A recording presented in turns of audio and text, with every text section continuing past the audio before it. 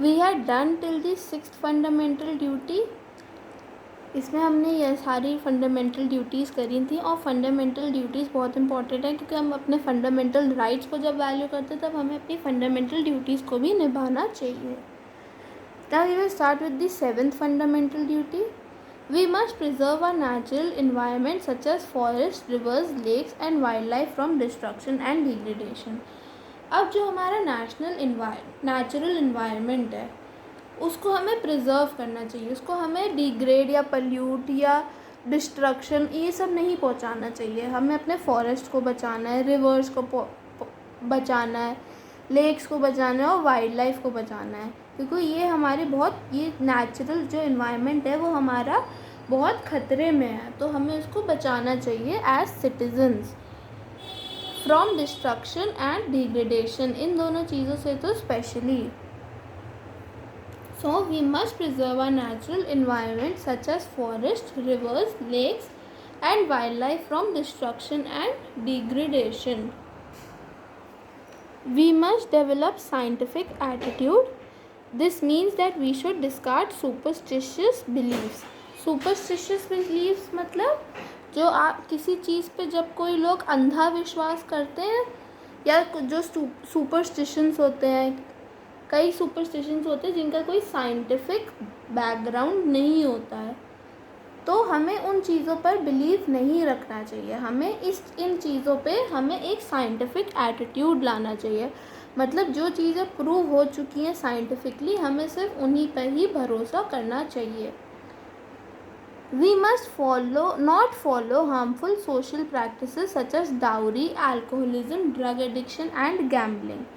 और अगर आप इलीगली ये चीज़ करोगे तो they are punishable by law, तो हमें हार्मफुल सोशल प्रैक्टिसेस नहीं करनी चाहिए जो सोसाइटी को हार्म करे, वो प्रैक्टिसेस जैसे कि ये सब नहीं करनी चाहिए। Okay, now coming to the next fundamental duty, we must value and preserve our rich cultural heritage. Rich cultural heritage का मतलब हो गया जो हमारे पहले के जो हेरिटेज है उसको मेंटेन करना चाहिए, such as Taj Mahal is one of the 7 wonders of the world, तो हमें इसको प्रिजर्व करना चाहिए। ओके, हमें इसको हार्म नहीं पहुंचाना चाहिए, हमें इसकी वैल्यू करनी चाहिए।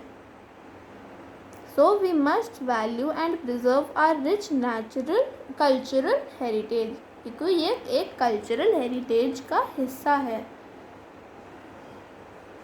Now coming to the next point, it is the duty of the parents or the guardians to send their children to school. और जो भी पेरेंट्स या गार्जियंस हैं कंट्री के, उनकी ये ड्यूटी है, फंडामेंटल ड्यूटी है कि वो अपने बच्चों को स्कूल भेजें। ऐसे कई बच्चे हैं जो स्कूल नहीं जाते, तो उनके पेरेंट्स या गार्जियंस की ये फंडामेंटल ड्यूटी है कि वो अपने बच्चों को स्कूल भेजें। We must realize that the feeling of responsibility towards these duties will help to strengthen our democracy and lead our country towards progress and prosperity.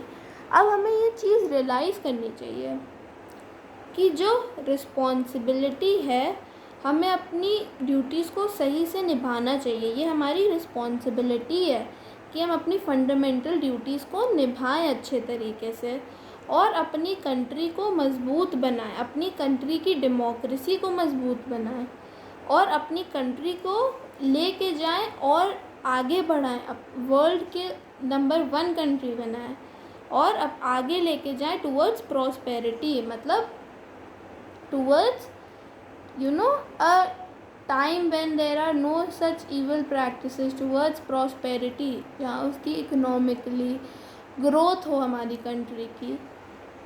So there are many factors, हमें और अच्छे दिन के लिए hope करना चाहिए, अपनी country को उस पोजीशन पे लाना चाहिए।